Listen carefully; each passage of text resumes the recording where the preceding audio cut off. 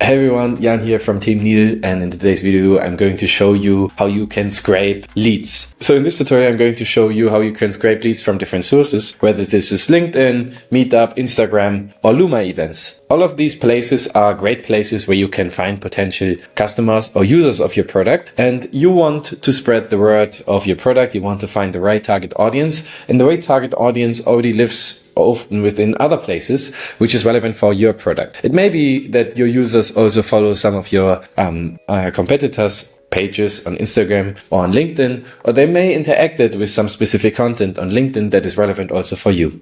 So in this case, we are going to create like 7 different scrapers within 7 different videos here within this. I'm going to show you how you can scrape these leads, and you can then do an outreach on them so that you have really high quality leads that are ICP of your product once you have figured out for sure the ICP of your product and how this looks like. But once you have figured this out and you know kind of which other groups and interests your users or potential users are following, this is a great way of finding these. So let's get started, and I see you in the first video of the first scraper that I'm going to show you.